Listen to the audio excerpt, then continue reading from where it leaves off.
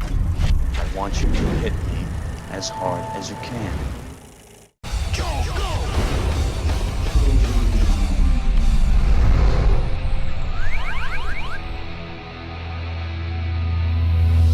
Think that the month of February is a bit early for Marvel Studios to start unrolling their slate of movies for 2018, but this happens to be an historic occasion, as the King of Wakanda finally gets his own solo movie, with Chadwick Boseman bearing his claws as the Black Panther. And with the film receiving a record-breaking opening weekend at the box office and great reviews, this is especially an awesome time for all the geeks of color out there who've been wanting to see a truly great black superhero get some respect on the big screen. I mean, sure, there was Blade, but there was more often a Blank Man, or a Spawn, or a Meteor Man, or an A-Bar, the first black Superman? I'm black and I've been passing as white all these years. Yes, I know.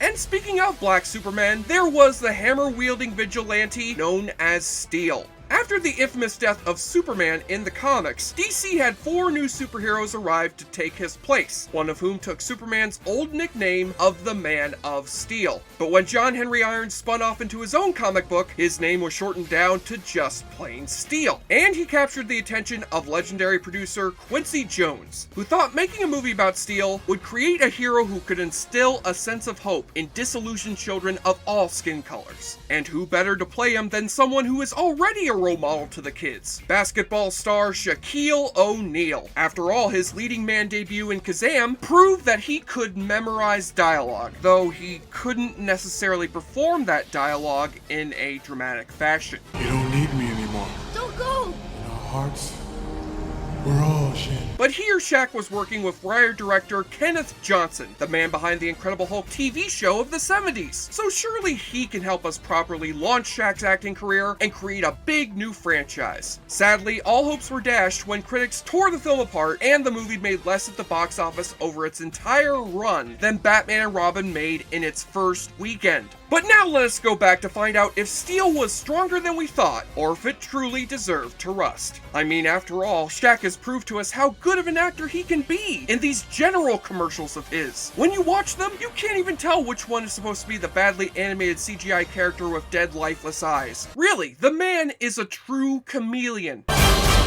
So before Shaq dons the metal suit, we see his character back when he was simply known as John Henry Irons, a weapons designer for the military named for the beloved folk hero John Henry, who also manipulated steel with his hammer and also had a terrible Super Nintendo game made about him. John works in collaboration with his partner Sparky, played by Annabeth Gish, in making weapons that can take out enemies without actually killing them. But an evil soldier by the name of Nathaniel Burke, played by Judd Nelson, wants to impress a visiting senator by showing off the full firepower of John's new rifle. Nathaniel, no! No! Because ISIS does not stand a chance against invisible bouncing donuts. The ensuing rubble ends up killing the senator and crippling Sparky's legs, to the point where she will never be able to walk again. Well, I'll come see you as soon as I'm back on my feet. God damn, the nurses in this hospital are cold-blooded! John is disgusted by the damage done by his weapons and resigns his post, so he can move back to his old neighborhood in LA, where he moves back home with his younger brother Martin, played by a young and pre-Kardashian Ray J, and his sassy grandma Odessa, played by Irma P. Hall from the Coen Brothers remake of The Lady Killers, who is aspiring to become a chef and open a restaurant in the neighborhood. Martin, how am I ever supposed to master the art of French cooking when you keep crashing in here like James Brown? I feel good, na na na na na na. And thus ended the only moment in history when the music of Ray J was ever put in the same class as that of James Brown.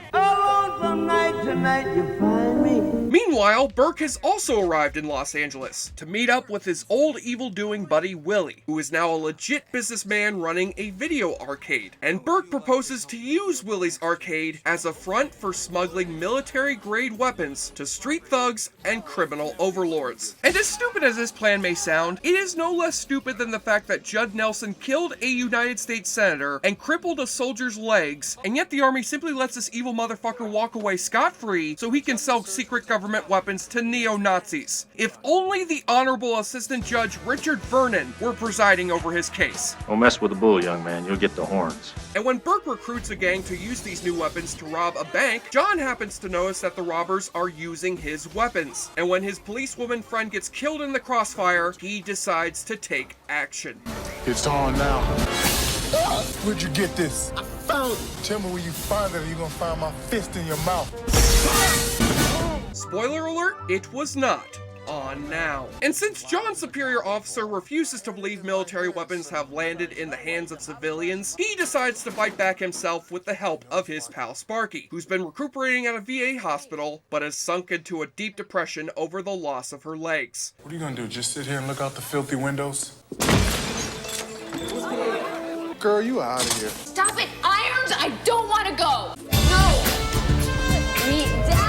Yes, not only do VA hospitals allow you to break their windows and just take a patient out against their will without signing her out, but the patients will applaud you for doing so. Whoa, a helpless woman is being taken away against her will. High five, brah! So with Sparky at his side, John can execute his plan of making military weapons of his own, which he can use to fight these thugs, thanks to the scrap metal in a junkyard run by his Uncle Joe, as played by Detective John Shaft himself, Richard Roundtree. But it might get a little dangerous. I laugh at danger. I boogie around danger like a soul-trained dancer. Ah, how clever. It's like his casting is a passing of the torch from one legendary hero of black cinema to the black movie hero of the future. Or perhaps Richard Roundtree just took the shitty movie so he could make some easy money to get his car fixed. You're damn right. And so this unlikely trio helps turn John Henry Irons into a vigilante superhero who roams the inner city streets and stops crime in its tracks. And he goes by the name of Steel. Just give them their stuff back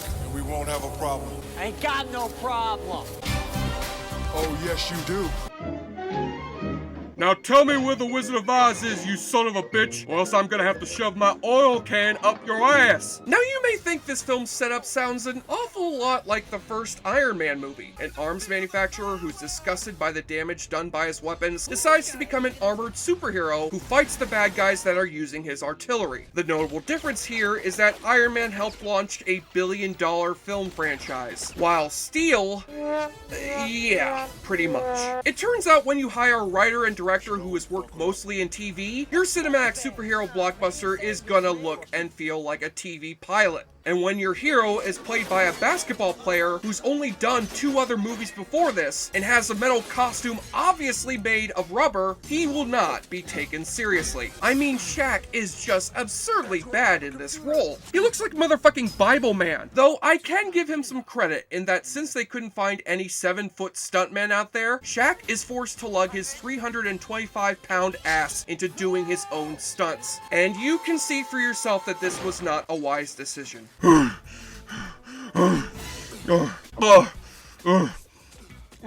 god, I can't breathe.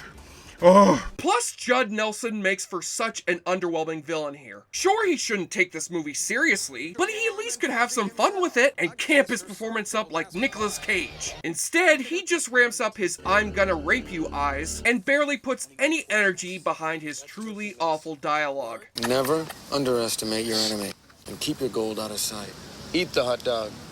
Don't be one. Wow, spoken like a true expert of military strategy. Who said that quote? Douglas MacArthur? Winston Churchill? No. Oscar Mayer. In fact, the closest thing this movie has to a badass hero is Steel's buddy, Sparky, who may or may not be based on Barbara Gordon, according to IMDb. Near the ending of the movie, she gets to blast some bad guys with a laser cannon that she's had built into her wheelchair. Now, why in the hell would you let this character take a backseat to the lumbering dumbass who rides around in an ice cream truck, keeps getting beat down by the bad guys every couple of minutes, and has to make his dramatic escape on a fucking escalator? Y'all be cool now. That kid is back on the escalator again. And the sad thing is, this would all be a whole lot funnier if the movie itself wasn't so oppressively dull. It's a superhero movie that feels more like a 90-minute long PSA on staying safe in the streets. And as noble as its intentions may be, its dramatic structure is built out of cardboard. So though Steel is technically the better comic book flick in the summer that also gave us Batman and Robin, it is the kind of bad movie that may induce more snores than laughs. But hey, at least this movie was quickly forgotten, because had this movie muddied the path of progress for black superheroes in movies and on TV, we might have been living in a world where we were looking forward to the release of White Panther. I'm a kidding. Meow, meow, meow. Now it's time to perform a Shaq attack on the locked door of your liquor cabinet, once you save the day with another round of the awfully good drinking game. Take a shot or drink every time Steel and Stormy touch their fingers together. Sparky, I don't know what I'd do without you. Now come on, you two, this is the late 90s, and that means that all interracial friends are hereby obligated by law to perform the Hey Arnold thumb wiggle. Somebody drops a pop culture catchphrase. Let's get ready to rumble! It's hammer time. It ain't easy being green. Oh, Lord, I'm getting too old for this. And I presume what Richard Roundtree meant was that he was getting too old to dub his character's dialogue, because that line of ADR was clearly dubbed by a white guy doing a bad Uncle Remus impression. Oh, Lord, I'm getting too old for this. Shaq tries to make a free throw. Never could make the free throws. Ha ha ha, it's funny because Shaq sucks at trying to make free throws in basketball. Well, at least Shaq makes up for his lack of skill in free throws with his astonishing talent as a rap musician. Diesel's large, guilty on every charge of being dope. Imagine Superman with a dookie rope. And take a double shot when Richard Roundtree makes a Shaft reference. I did the metal work. I especially like the shaft. What? Hey, get off my back. If Shaq gets to make a joke about his free throws, then I should be allowed to make a joke about me being Shaft. So both of y'all can suck my black private dick. You're damn right. Then take another double shot for the 2 times Grandma's souffle gets deflated. A souffle? It's supposed to be all light and fluffy and full of air.